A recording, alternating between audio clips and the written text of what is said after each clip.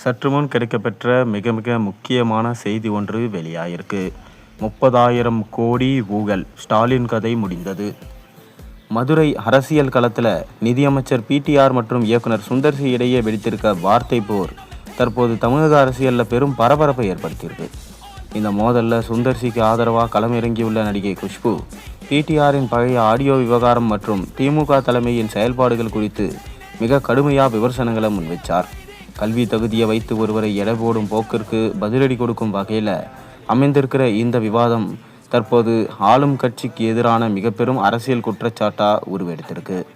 நிதியமைச்சர் பிடிஆர் பழனிவேல் தியாகராஜன் சமீபத்தில் ஒரு சினிமா டயலாக சொல்லி விமர்சனத்திற்கு இயக்குனர் மற்றும் நடிகர் சுந்தர்சி மிக தெளிவான ஒரு பதிலை கொடுத்தார்.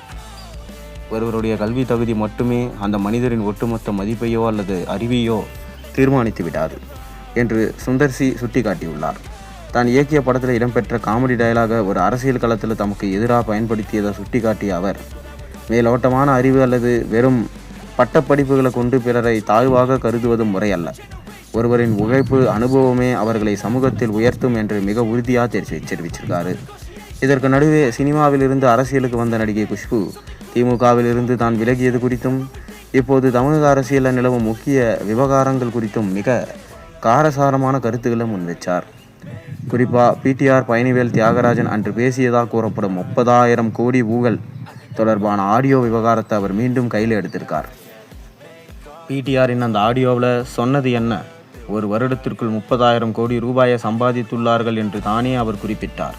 இது தொடர்பாக தமிழக முதல்வர் மு.க. ஸ்டாலின் என்ன பதில் சொல்ல போகிறார்? ஒரு நிதி அமைச்சரே தன் சொந்த கட்சியின் ஊழலை பற்றி பேசியிருக்கிறார் என்றால் அதை விட பெரிய சாட்சி என்ன வேண்டும்? பிடிஆர் பேசியதாக கூறப்படும் ஆடியோ விவகாரம் என்ன என்பது ஒரு சாதாரண விஷயம் அல்ல. அது திமுகவின் நிஜ முகத்தை தோலுரித்து காட்டிவிட்டது.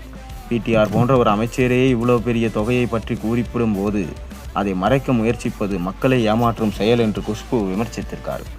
அது மட்டுமில்லாமல் ராகுல் காந்தி மற்றும் பிரியங்கா காந்தி ஆகியோரின் தேர்தல் பிரச்சார பயணம் குறித்தும் முதல்வர் ஸ்டாலினை குஷ்பு கடுமையாக சாடியிருக்கார். தலைவர்களான ராகுலும் பிரியங்காவும் தமிழகத்திற்கு பிரச்சாரத்துக்கு வராதது குறித்து பேசுவதற்கு முதல்வருக்கு தைரியம் இருக்கிறதா என்று குஷ்பு காட்டமாக கேட்டிருந்தார்.